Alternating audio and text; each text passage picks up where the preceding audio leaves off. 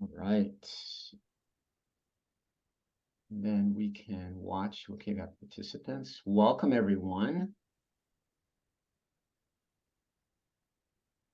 When you are on, let us know. Say hello to the go out, use the chat. Let us know where you are calling from or joining us from, actually. See, who do we got first? Rob. Hey, Rob. Kelly Levitt from Alpharetta, Georgia. Hey, Kelly, not too far from Roe. That's good. Hey, everyone. Let us know where you're calling from. Jersey City, love it. Italy. Cleveland, Ohio. That's awesome. Not too far from Milwaukee. All right, look at the participants rolling in. I love it. Welcome, everybody. I see some familiar faces, some familiar names, I should say.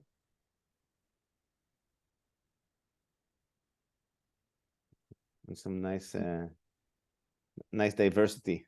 Yeah, we got a global representation here. I love it.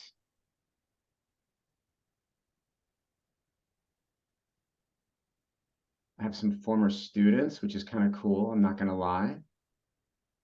That makes me happy. All right.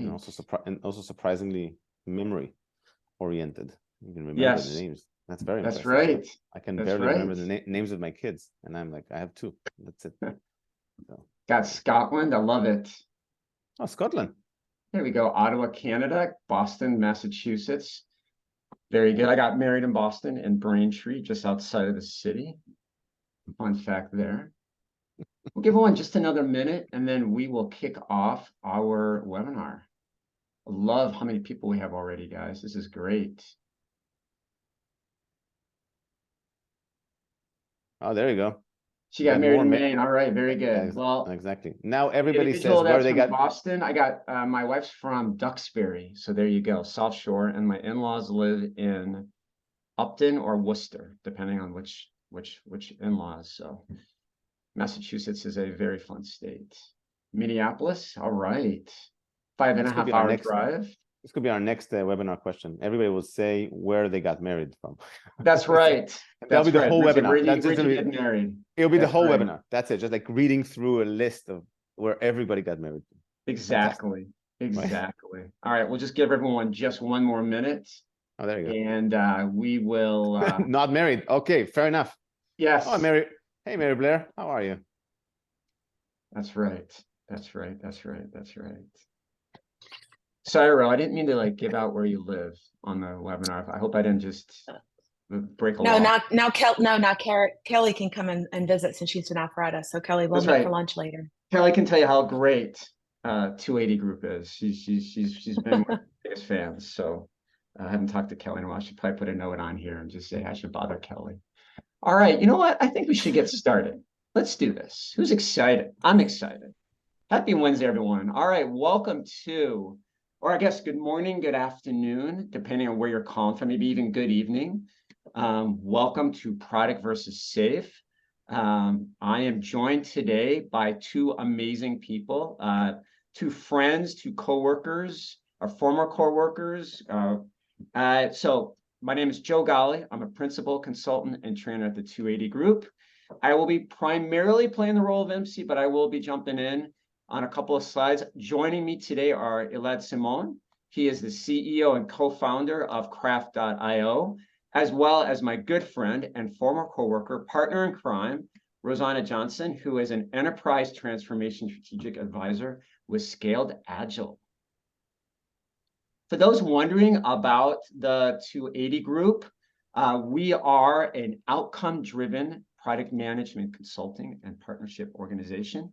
We transform product management teams and organizations into better versions of themselves with coaching, training, and consulting from our leading experts. As the slide says, we live our core values. We are focused on outcomes. We are truth tellers, and we believe in one team. And these are, when we talk about product management, we talk about some of the concepts of SAFE, you will see some consistency there in terms of how we take our own values and apply them when we partner up with organizations. Craft.io is an end-to-end product management platform, empowering product teams to build great products with confidence. All right, let's get to the nitty-gritty. So during the webinar, I would like to encourage all of you to please use the chat function within this tool to ask our panelists questions. We will obviously get to as many of them as we can during the next hour. What we are unable to answer, we will definitely follow up with either a video or blog post. And if you want to know, you're probably going to ask the question, we are 100% going to record this webinar so that you can rewatch it over and over again and just be amazed with the awesomeness that is this particular webinar. Or if you struggle falling asleep and or so if you're having trouble falling asleep, listening to my voice will definitely be that therapeutic answer to helping you there.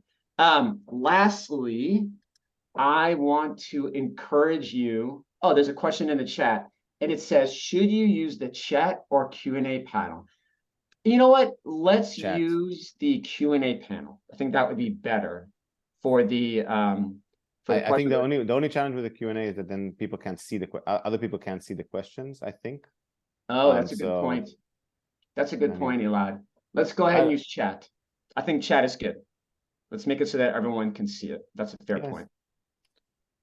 We want to be This is transparent. what happens when you have too much coffee in the day, Elad. You just want to race through things. Okay, before we get to the agenda, I want to encourage everyone on this call to join the LinkedIn groups for Craft.io, 280 Group, and Scaled Agile. In those groups, you're going to find one of us posting, sharing, documenting, leveraging our awesomeness. So please follow us on LinkedIn and our organizations. Okay, so we're talking about the agenda. So here's what we're going to do. We're going to do a quick poll question, but kind of what I want to do is I want to get an understanding of SAFe, right? Known as Scaled Agile. And so that's why we have Ro here. I'm going to talk about the role of product management. And then where we want to spend a good amount of time is just talking about the intersection. Where are there potential perceived challenges and complex? And I want to say perceived, right? Because I think what we're going to find is the question is, how do we get them to coexist? Can they coexist? And teaser, they can and they should. Then we're going to take up and end with some more Q&A and wrap up. We'll share some amazing offers and opportunities for everyone who has given us time today to join our webinar. But you know what? We want to know a little bit about you. So let's start off with a poll question so that we can better understand our audience. So Jerry, if you could, please start up the poll. We got 169 participants. I love it. All right. So Elad and Ro, can you see? Yes. How it's looking? All right. I love it. It's like a horse race. I know. It's like I got one in the race. I got one in the race. I got two, three threes coming up. All right. Let's see. I got a lot of product leaders. We got a lot of combos. All right. This is good. I think Ro was the one who anticipated there's going to be a lot of combinations. If you remember. Yes, absolutely. So you have to be in multiple camps. You can't be in one camp. You have to really absorb it all. Or in the camp, you just don't know which camp you are. Which is very fair. It can happen. That can definitely happen. All right, we have everyone just a few more seconds here. So it looks like we have a lot of product leaders, product managers on the call, followed by like what Ro had correctly predicted, which was a combination, right? If I'm going to play the role of coach and product manager, or scrum master and product manager, which that's a different discussion for a different day. All right, I think we have a let's show it. Yeah, let's go ahead and end it. Share it. Oh, there you go. All right. So about half are product managers, in about a third are a combination of the ones above it. Okay. But we do a sprinkling of some SAFe practitioners, scrum masters, and product owners. Excellent. All right. Without further ado, let's get started. Ro, tell us a little bit about SAFe. Cool. So I still see your poll box. Should you stop sharing? You want me to stop sharing your call? Yeah, I'll stop sharing. There you go. Oh. I still see it, but I'll just get rid of it. So let's just talk a little bit. So, when we talk about product management and we talk about the Scaled Agile framework, we really are thinking about it's really a unified. So, no secret, I'm sorry to burst the bubble. The first 9 minutes of this wonderful opportunity for us to engage as one community. It's really a unified approach. Really, it's delivering value to our customers and optimizing that value across the organization. And it takes everything that we do across the organization in order to enable that, right? So we talk about customer centricity. We talk about the value that we're delivering to our customers through prioritized work. So making sure that we're sequencing the work and we're prioritizing the work to the needs of the customer and making sure that we are doing that in continuous feedback loops. So it enables us to really have that fast feedback from our customers continuously to make sure that we're building the right thing over time. And that at the time where the right thing is not being built, that we can stop, learn from our feedback from our customers, and come back and iterate on the right things that we need to do in order to continue that value delivery to our customers. We do that through collaboration, right? So we have cross-functional teams that define, build, test, and deploy wonderful, awesome things. But it's all about the customer value that we see and the customer's needs that we need to be able to answer to. So the collaboration of cross-functional teams, the way we build Agile teams, is the success of that value delivery that we're doing for our customer. It's the fostering culture of innovation that also keeps us from delivering awesome technology products, but not necessarily customer value driven products, right? So when we talk about the innovation aspect, we talk about the market, making sure that we're sensing the market. So that lean startup cycles, there's so many books about that talk about that, but that lean startup cycle that Scaled Agile framework is known for is to make sure that we can pivot or persevere with regards to what the customer needs are, and making sure that we have that lean startup cycle in mind when we think about the customer needs. So we don't continue to deliver something if it's not delivering the value of the customer, and we stop when we deliver that value. And adaptability, changing markets. I think Joe and I worked in an organization, in a consumer goods organization, where we were producing these awesome paper products, but at the end of the day, when COVID hit, we had to be able to decide on what products we were going to sell. And it was great that we had all these wonderful manufacturing line products, but if the manufacturing line stopped, what were we going to sell? So we had to retreat and think about, how do we cut this big piece of manufacturing piece of paper into something that we can use in doctor offices, that we can use in hospitals, that we can use in stores.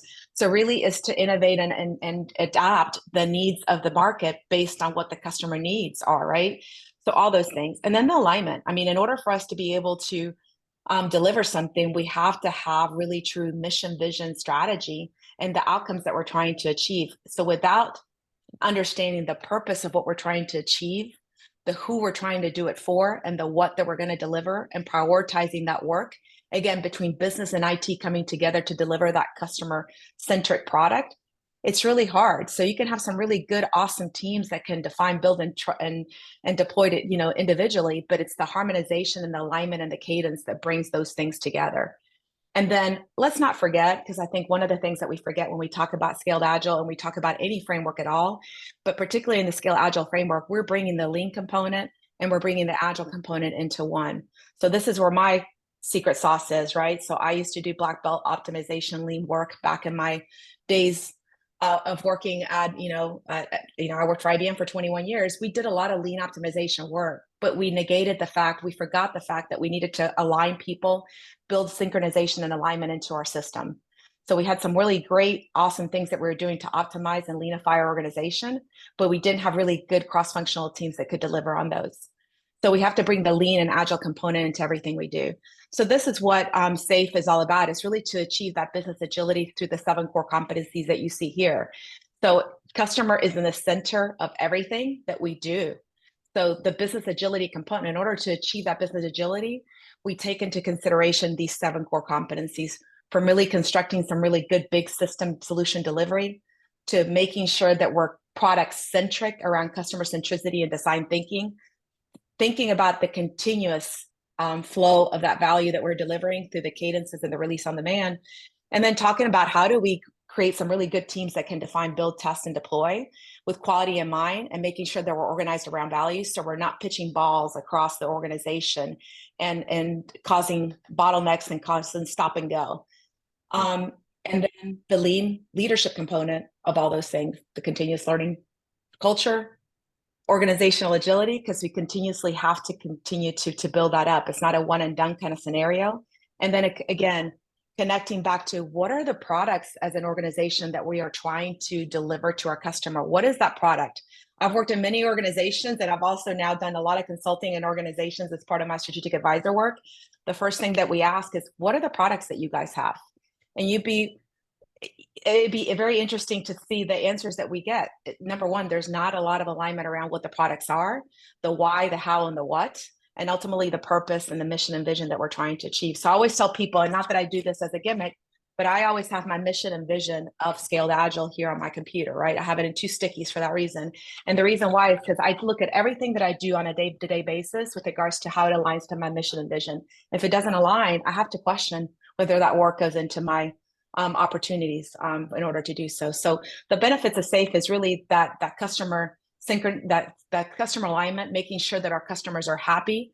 We have better engaged customers, which means that we have better engaged employees because they're organized around value and they can work without having to stop and go and create complexity. The enhanced adaptability, I know Jerry, you're going to talk about this, but really that adaptability to change. You can't just do it one way. There has to be, it's not a one size fit all framework, and that's not what that's about. It's really that collaboration, that communication, the faster time to market, but the value delivery that we deliver to our customers with quality in mind, and in a sense, increasing productivity. Going back to the top that says we're increasing our customer satisfaction through the ways we're working, increasing what we deliver to them and the productivity and the quality we deliver to them. So this is what SAFE is all about. When you talk about these things, it's not a one size fit all model. And it works quite beautifully with the Agile product delivery as it's one of our core competencies in order to produce business agility across the enterprise. So and it takes everybody. Yeah. So real quick, there's a couple of questions in here I want to get to before we talk about product management. Yeah. So one of the questions has to do with, the perception that SAFE is very waterfall. As someone who is very passionate about SAFE, real quick, I just want to be, quick answers on some of these. What's your response to how do you overcome that perception about that with SAFE? I think the perception with Scaled Agile being very waterfall is depending on how you bring it into your organization. I think the challenges that we face is that people think that they take the framework and they apply it into organization, and that framework is going to work for them based on what Scaled Agile framework is telling you to do. However, that's why you have these wonderful people that are called enterprise Agile coaches, or you call them Agile coaches, team coaches, good Scrum masters, that really talk about being thoughtful around what you bring in, not a one size fits all framework, but bringing the right things into the organization that makes sense at the right time. And the iterative, so when we talk about the Agile product delivery piece, we talk about the team and technical component. We're constantly thinking about the iterative approach on how we do things. And I think I saw a question, there's this PI, it's a planning increment or I don't know. Yeah, it's planning increment, correct. Yeah, that's what I meant. Planning, or I should say planning interval, because it changed with 6.0. So thanks, Chris. Yep. I see you on the chat. So really, it can be further away from a waterfall scenario, but I'd like to say that, not everything necessarily has to be Agile, but you can adopt the right things from an Agile perspective in order to produce those outcomes. I think the challenge is that sometimes organizations really don't begin with the change component of doing Agile ways of working. And so they shift people from a waterfall environment and don't tell them the why as to why they're moving away from waterfall into Agile. Why do we want to use Agile in our organization? So preparing people for change and being able to really orchestrate that to why do I need to be engaged here? What's my role and responsibility in their organization as we're evolving to this new ways of working? Yep. So let me continue. Let's talk a little bit about product management, right? There's definitely overlap. As someone that worked with Royal before, like she mentioned, in organizations, we partner up. But let me take it from the the product management coach perspective that I have as a trainer and consultant. You know, when we get in front of organizations and teams, you know, I ask them this very question, you know, what percentage of products fail? I ask everyone the question. And a lot of times they're surprised when I tell them that ballpark, we're talking 80-85% of products fail. And one of the reasons why products fail is, you know, many times we lack definition. You know, what is it that we're trying to build? We are moving further and further away from delivering value and products that really address the customer needs and wants. We lack enough market research, right? We're not looking at our competitive enough. We're not looking at what's going on outside of our organization, because ultimately, when it comes to developing products, there are many different data points we have to leverage as product leaders in order to make the decisions around what's the best thing to build, right? We jump right too quickly to the solution, and we don't have enough empathy, right? So when we talk about, you know, product person, right, as a product leader, it's how do we demonstrate that empathy? How well do we know our customers? Can we, you know, like as Rose says, one of the questions she asks are, you know, tell me about your mission and vision. Tell me about some of those things. My question is, tell me what are your customers' biggest problems? Or even I even start with, tell me who your customers are. What segments do you have? What markets do you serve? Tell me what makes those segments different. And how do your products serve those segments or those particular markets? So, you know, it can be very complementary to SAFe in the sense of, I want to make sure we understand the user. I understand where they're coming from. I want to understand the as is before I even think about the to be, right? Now, where product management, I think, has a little bit of a different spin is, you know, things like where some products fail, poor marketing, right? How do you develop that robust go-to-market plan, right? How do you formulate and build out a really good beta test program? What are some of those components? How do you bring stakeholders aligned? Now, I'll tell you, one of the areas we struggled in Scale, Agile has a really good ceremony called product increment planning, which Ro and I have talked about many, many times. You know, stakeholder management is some of the toughest challenges that PMs have. You know, having that regular cadence on a quarterly basis of getting in front of all your stakeholders and all your shared services and talking about where you're going to be in the next quarter and how is that going to lead to your roadmap. For me, from my perspective, it was like gold. It's probably one of my favorite SAFe ceremonies, not to mention Wischief. I'm a big Wischief fan, but I recognize this. There's a balance, right? As a product leader, as a product coach, there is a balance that we have to face. And I think, you know, Elad, I'd want your perspective.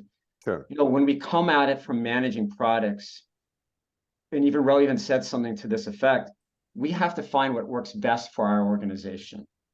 Yes, we have to tell people the why. Tell me, why am I doing this? So they're kind of bought into it.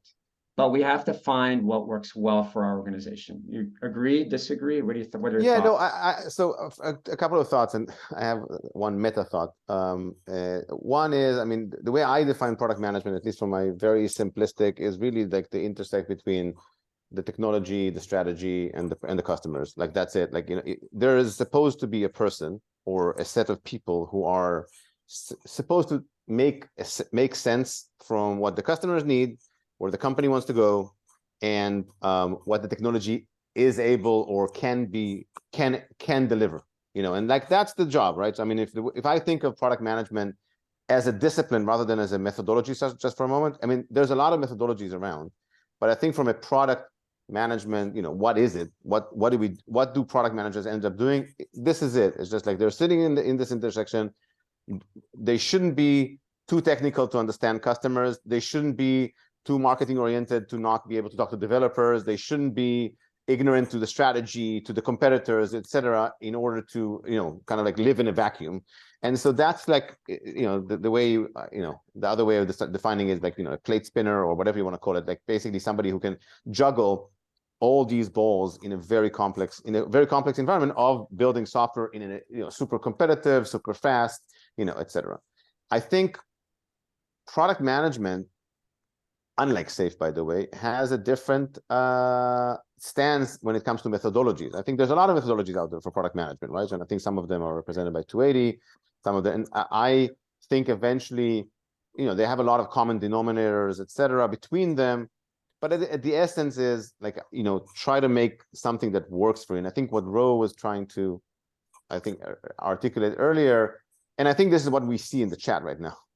In a lot of cases, SAFe is implemented in a way that is like overbearing to organization. And I mean, that's been my experience with some organizations. Again, I'm not saying that should be the case or that's like always the case for sure, but definitely something that you see in some cases. Yeah, a lot. So yeah, I think that's the thing. I think that people come into organizations and they put scaled agile, they put SAFe on top of their traditional waterfall environment that they're currently living in, but they don't change how they're going about doing things. So they're putting something on top of the other, and people are like, it's too complex, it has too much weight. Well, you really haven't, again, taken the organizations to the change ways of working in order for them to be able to do that. And the product management place is a great example of that, right? Yeah. Product management stands on its own.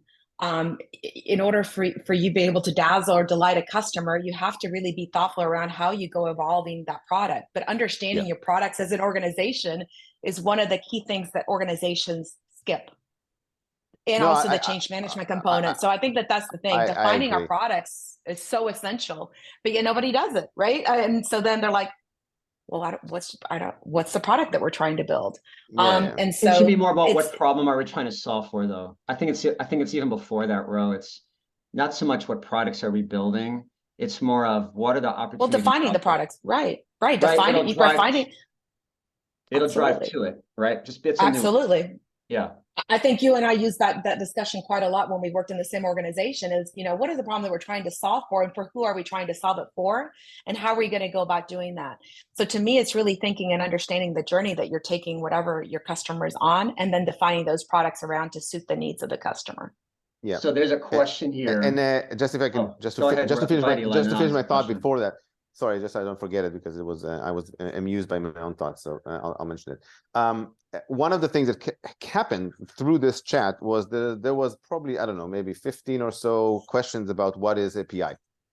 And there was a heated debate about what it is. And I think that's honestly, at least from my perspective, and Ro, you'll forgive me for saying that, I hope, that's one of the challenges people see with SAFe.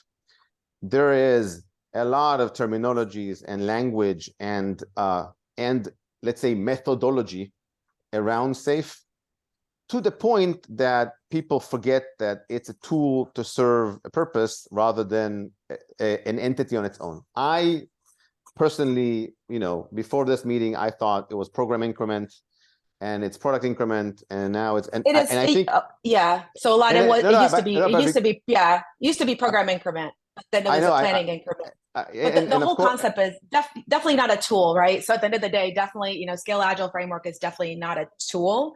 It's a way of really, it's just like, when we talk about phase gates and we talk about milestones in a waterfall environment, those are words. I don't know what those words mean either. I didn't do traditional waterfall product management and, as project management as people did. So, and the whole even project management and project management sometimes gets intertwined and introduced. So I think, All right, so we got to be a little bit better here, not talking over each other. Just got a couple of things. Yes, absolutely. All right, so I think we're very passionate about our subjects. I'm going to ask, before we go to our next poll, a question from the panelists. There was a mention of how SAFe supports lean startup. Can you expand upon that? As an example, do we bring experiments into SAFe? Wouldn't experiments lose the wish shift game against all of the priorities in the business? Trying to understand how product discovery figures into SAFe. Ro, I'll give you a minute, and then Elad, I'll let you counter. Ro, what's your response? Okay, I don't know what the question is. Sorry, I'm trying to. Where did you pull the question from? Because I have to scroll. Okay, so it's from FK. So again, there was a mention of how SAFe supports lean up.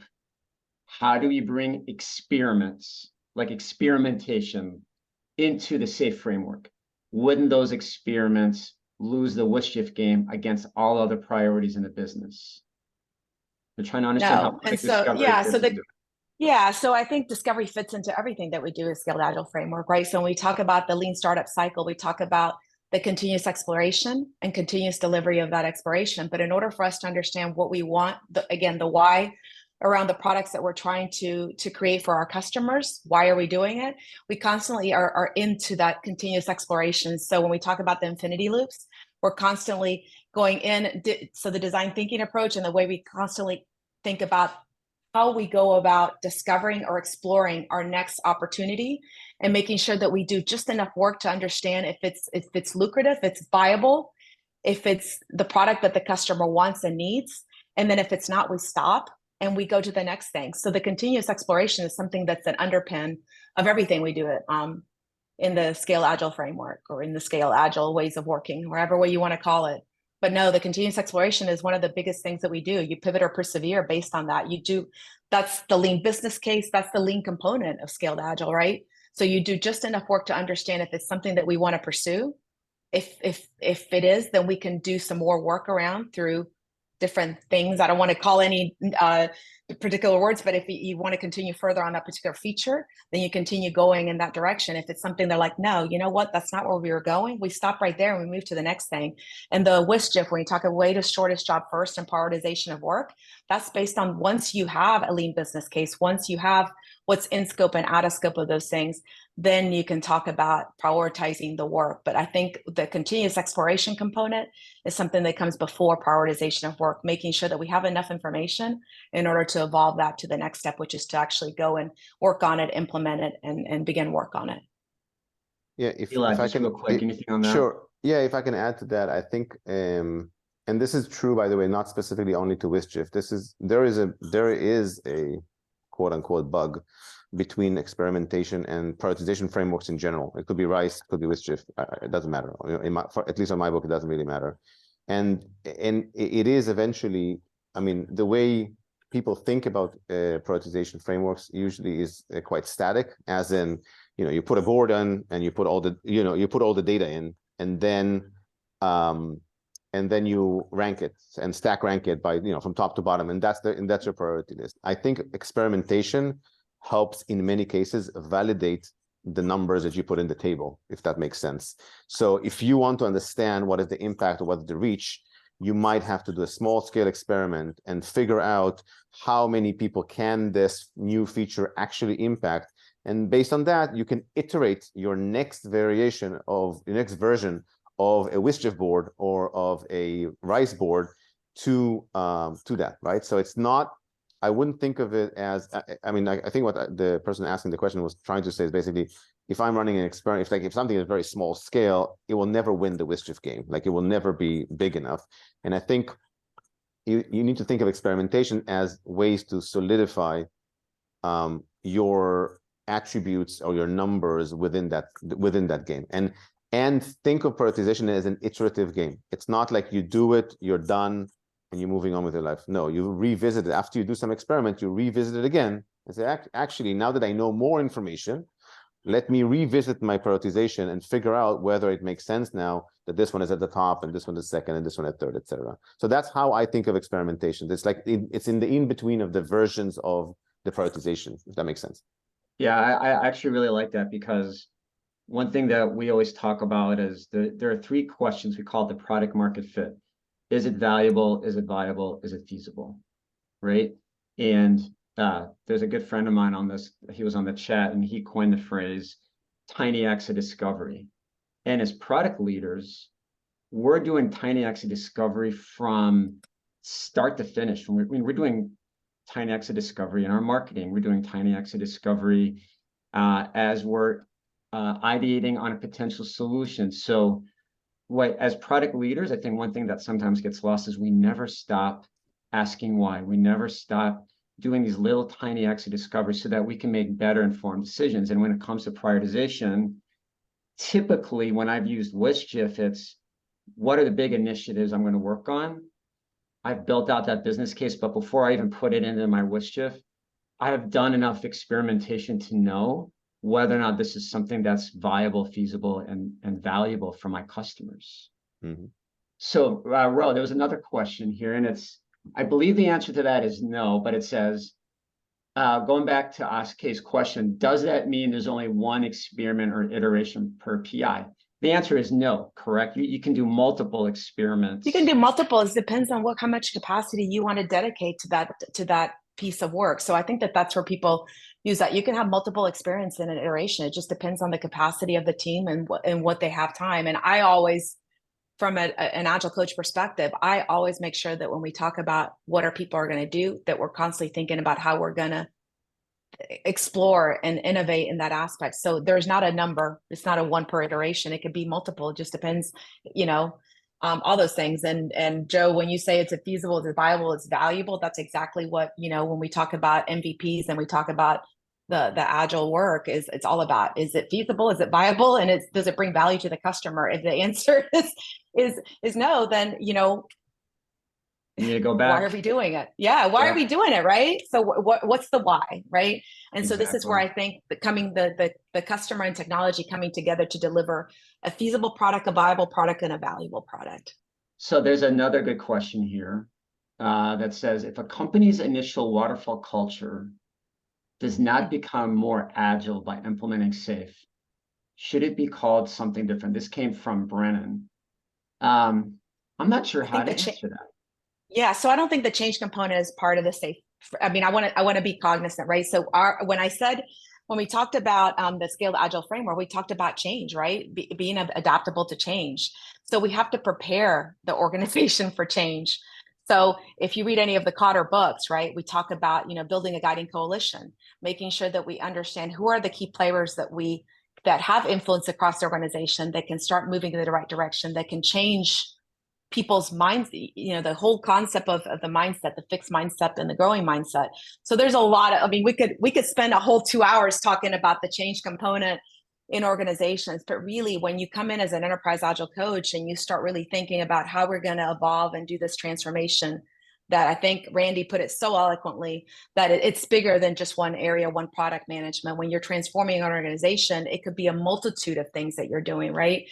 So just think about when you're asking somebody to change the way they're working, you are changing their model, you're changing the way they've always done things, and then their career path, the development path, role clarity, right? Understanding what your role is. And somebody even said a comment around that sometimes product owners and product managers may not understand what their role and what in that minimal, viable and feasible product, they also play a role in that, obviously a big role in that piece. So I think it's preparing that organization for change. I have a sticky that I'm always looking at on my wall that says, what are the 8-step process for leading change in an organization? And I'm constantly looking at it because every time I talk to a customer is, well, have we done this? Have we cleared around what our purpose of doing this? Do we understand what our mission and vision of doing this? Do we have key results or objectives that we have when we talk about changing an organization? So to me, change, scaled agile, product management, all those things are underpinning of each other and supporting each other in order to produce that awesome product for the customer with the employee experience and customer experience in mind. So this is what I want to do. If I can, yeah, go ahead, Elad. I want to let you finish your thoughts. Yeah, sure. So, I mean, to jump in on that point, I think one of the things that, and again, I'm trying to read the comments from the folks on the call here, and also to read in between the lines a little bit. I think, and I think this goes into a lot of the discussion here. One of the challenges with applying a framework, whatever the framework may be, is that it brings a lot of change. And when organizations are not ready for that, it becomes overbearing for a lot of companies. And if I had, from my perspective, if I had one criticism for SAFe in that sense, it would be that. And again, by the way, I don't think it's criticism for the methodology itself. I think it's criticism for the way it's implemented in some companies that I've seen. Is that in many cases, organizations try to do the whole thing in one go, or try to bring every possible framework and every possible methodology within the framework. And I think a lot of organizations end up being, just bluntly speaking, very, very confused. And people are just like, kind of like, what is this? It becomes the most important question. Like, what is a PI? What is an art? What is it? And this is one of those things that I think, honestly, SAFe takes a lot of heat for, unjustifiably, at least in my perspective, unjustifiably, because I don't think it's to do with the framework. It's to do with how people end up implementing it and how quote unquote inconsiderate they are to the amount of change organization can actually absorb. And I think this is one of those things that I think for a lot of the, the folks here, I mean, you can see here, there's a lot of questions, but a lot of frustrations as well from, from coming. And I think that's one of those things that I think people need to ask themselves, how much change can an organization actually absorb? And Roy, I don't know if you agree with me or not, but as a framework, it's a pretty, extensive framework. And so it covers, as you said, it covers a lot of topics within the world of, building software products. And so if you try to do the whole thing in one go across a big organization, it becomes, I think, in my mind at least, very overbearing. And I think that's why we see a lot of the challenges and frustrations coming from SAFe come from that. I don't know if you agree or disagree. Would love to hear your thoughts about that. Yeah, so I'm going to take I see a question there from Akshay with regards to, is there a size of the company where SAFe starts to become a good framework or not? So I'll take that question and I'll say that, I think, again, the way I've always used SAFe in my word, and I'll say that I've been using SAFe now for many, many, many, many, many years. It's not a one size fits all framework. You take the pieces of the framework that you want to adopt. So if you have one team, you have the capability to do that. If you have multiple teams, you have the capability to do that. If you have multiple teams that are solving for that are working through a big product, then you may incorporate things. So I think it's again, no pun intended on the word, but it's scalable. Take what you want from the framework that helps you get to the right place. But there's the Scrum component, there's the Kanban component with regards to that, and you only adopt the things that you need to adopt. You don't bring any further complexity to your system when you don't need it. If you have one working awesome good team, then you just use the team piece to really drive what you're trying to achieve as a team. So I think at the end of the day, I think people make it complex because they adopt things in SAFe that don't necessarily apply to them. And that's just based on experience, right? So if you have you have good coaches or you have good people that really have experience in that, they understand what to adopt and how to customize it to the organization to better support the outcomes that the organization is trying to achieve. So I'd like to jump to the question here. The Absolutely. poll question. I'd like to know, right? Because Ro, you and I experienced this before. On the folks that are on the call, how many of you have seen conflict? Like we've hopefully given you, I don't want to say two different, they're I'd like to think they're complementary, product management as a culture, as a way of thinking, scaled agile framework as a framework coming in the organization. Do you guys see any conflict between the two within your organization today? I know there are many that have implemented SAFe and that are also going through a product transformation. I'm curious to see if there is a conflict there.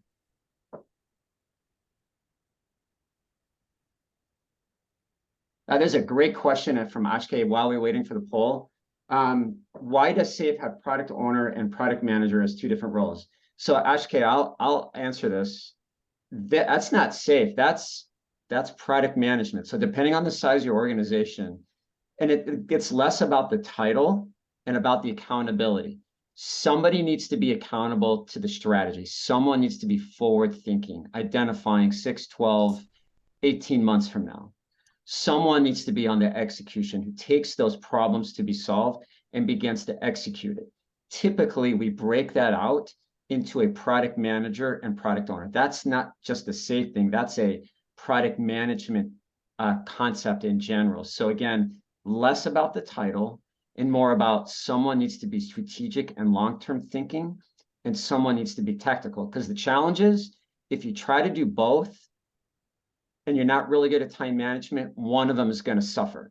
Either you're going to be really good at execution and then be really bad at in the future of developing products that are meaningful, or you're going to be really horrible at execution, right? There's a compromise there. All right, so let's go ahead and end the poll.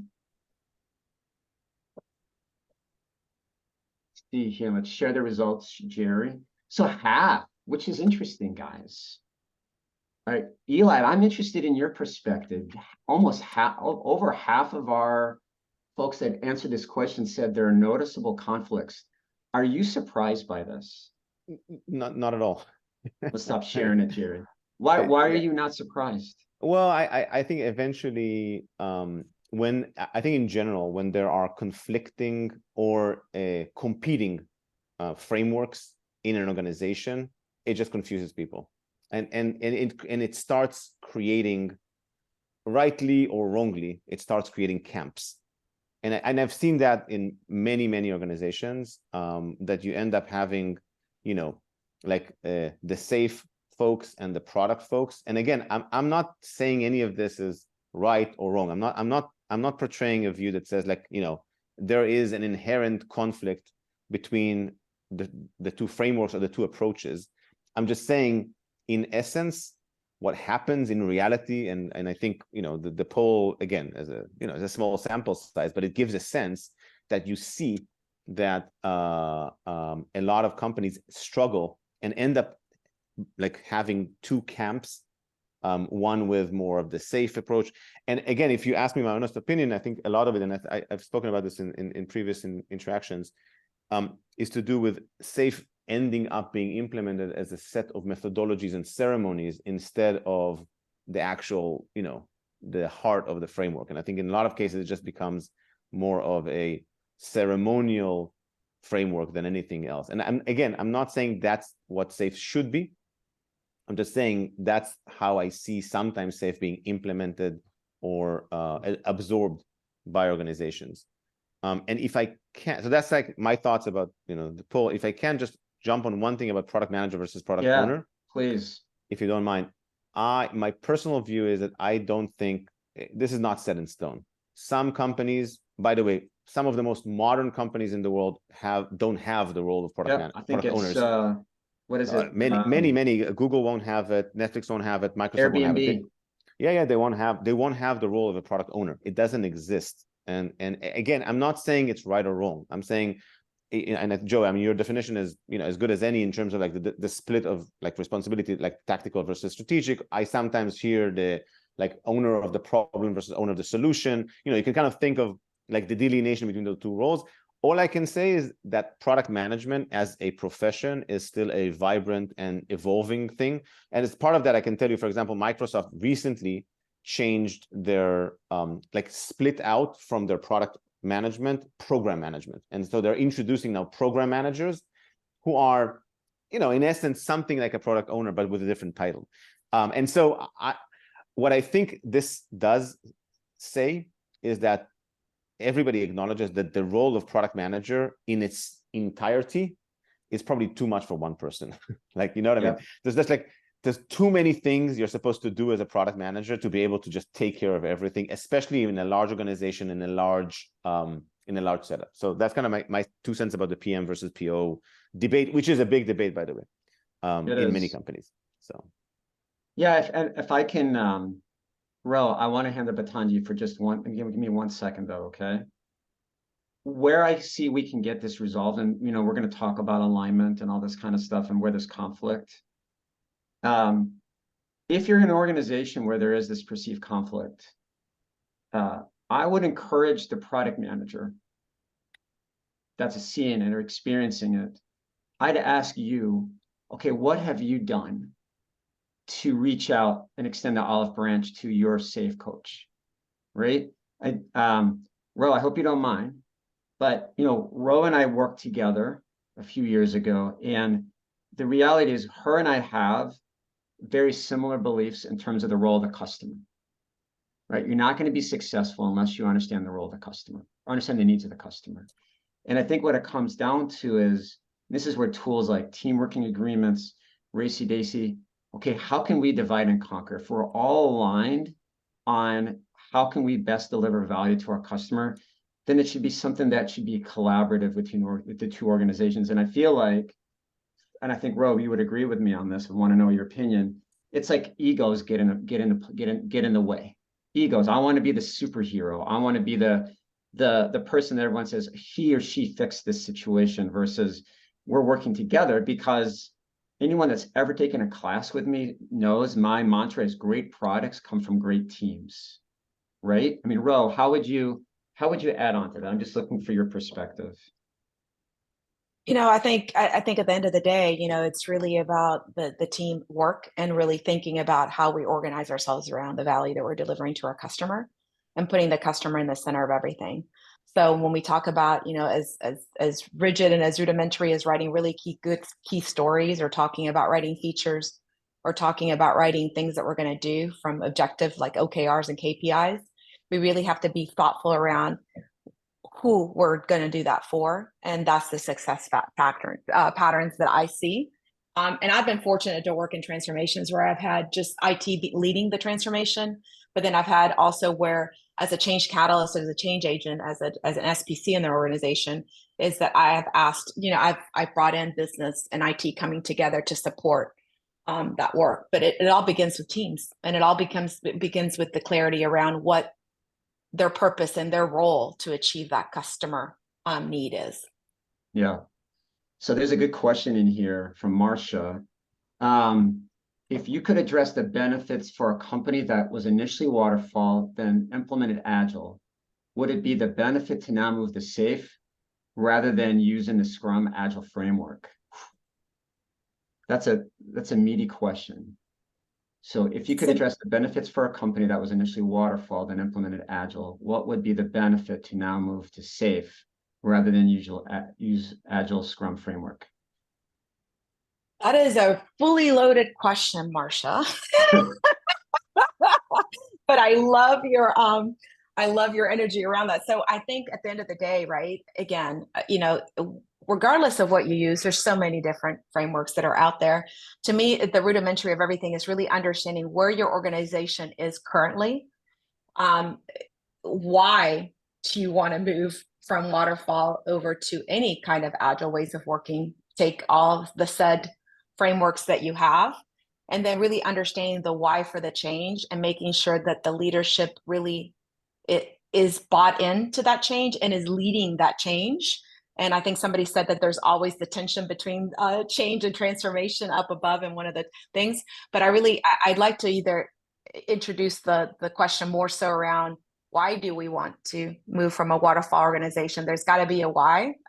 For the lack of a better, I hate using the word the burning platform, because it's not that. Nothing's burning, so calm down.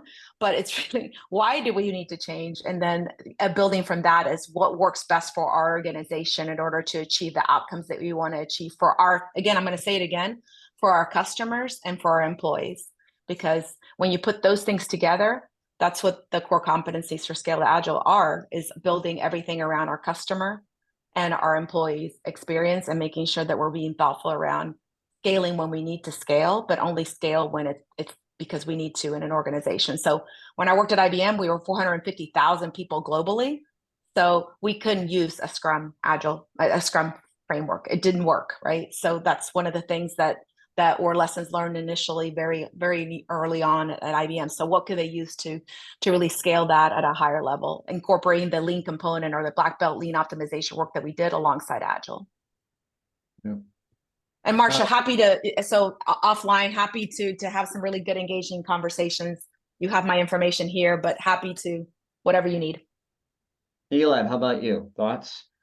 Yeah, no, I think that, Scrum, I think SAFe and other frameworks were invented to say, hey, Scrum is this great framework for a team. How does this look when you scale it? And I think that's I think that was the origin. It of course, it ended up having its own journey with its own evolution, but the journey started with that, like saying, hey, this probably doesn't scale very well, and then you have things like Spotify, and then you have things like, in SAFe, and you have so you have these methodologies and frameworks evolved around that notion that actually Scrum is too small as a methodology and doesn't encompass the whole needs of a large organization. And by the way, I think in that context, while SAFe can be implemented in smaller organizations, I think, and Ro, keep me honest on here, of course, I think it's much more common in larger organizations as a framework. And so I think it leans towards saying, hey, we have quite a lot of Scrum teams or Agile teams. How do we manage this entire thing? Yeah, I think it depends. So I've done consulting for small startup companies with people less than 100 or 200 that have a safe ways of, that have scaled Agile in their organization. It works quite well. But again, it's adopting the right things. So not scaling it, right? As you said. So if you have 2 or 3 teams, 4 teams, you have a team of teams, less than 125 people, you can do that quite nicely without the overhead. But take the things that you want to do. So incorporate KPIs as you need to really understand what's your key performance that you're trying to drive towards. Take the OKRs, what are objectives that we're trying to achieve. So I think it just depends, but it really, depends on what you adopt and what you need. Yep. All right. So I got time for one more question, Ro, and then we'll wrap up here. What challenges have you experienced implementing SAFe? What if you could boil it down, three of the bullets? I know you talked about change management. A lack of change management is probably one of the biggest Number ones, one. right? Yeah. Number one. Number two, lack of role clarity and responsibilities in the organization. Yeah. Not so much, and I just want to be very, very blunt in saying that, not the roles that Scaled Agile or any kind of framework or Agile introduces, but the overall current set of roles in an organization. HR has not modernized the way they should have in the evolution, in the journey of the digital age that we are in.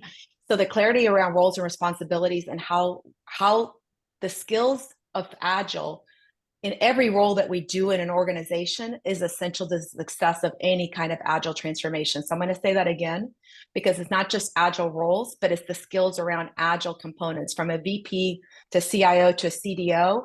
It's the skills around what does it mean to be an Agile leader.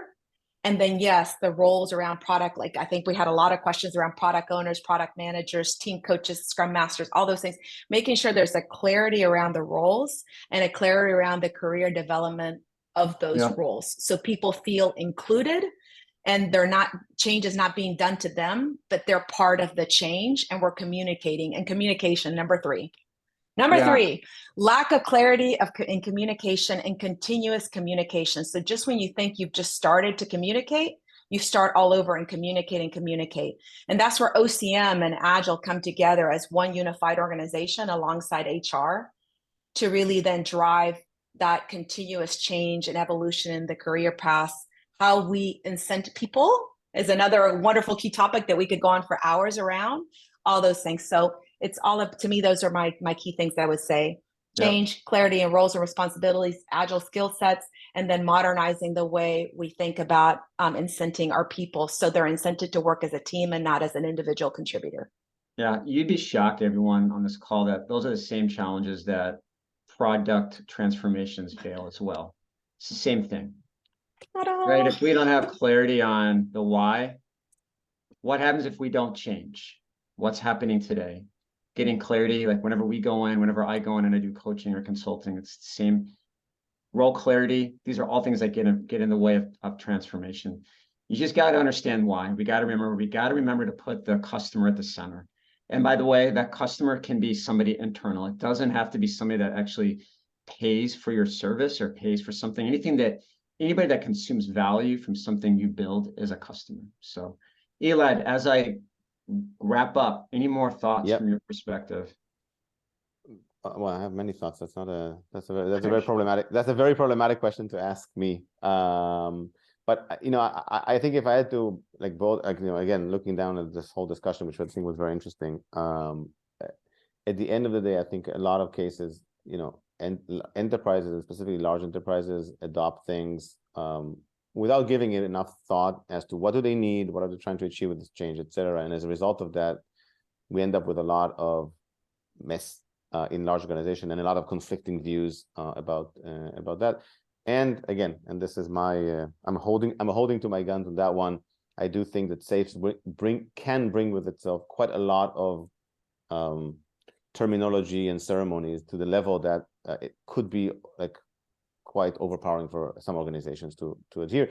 Again, not saying that it should be the case, not saying that they couldn't adopt a smaller person or incrementally, etc. But when it does, it becomes, a lot of people just get confused about it. And so I think that creates a lot of tension.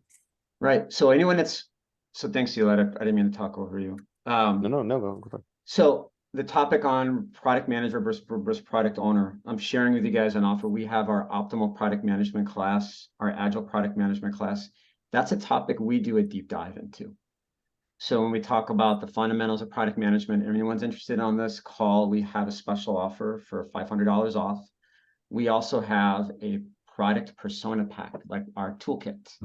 So I'm giving you guys the QR code for that. And then for craft.io, we have 20% off plans. And guess what? If you want to see me in person or virtually, you still can. So anyone that wants to come to Milwaukee next week, I am doing some training on optimal product management. I'll also be doing some training in the spring. Come check us out at the 280group.com. Please feel free to reach out via LinkedIn. We will get to some of these other questions in a follow-up blog post or video, so I apologize I couldn't get to it. Ashke, I'll answer your question. Who won? We both won. We both win. Because it's not about us being right or wrong. It's about delivering what's best for the customer. Everybody wins. That's right. Hey, guys, Ro and Elad, thank you so much. You guys killed it today. I apologize if we talked over each other for a little bit. I think that's just the passion that each of us has in our general area. So thank you.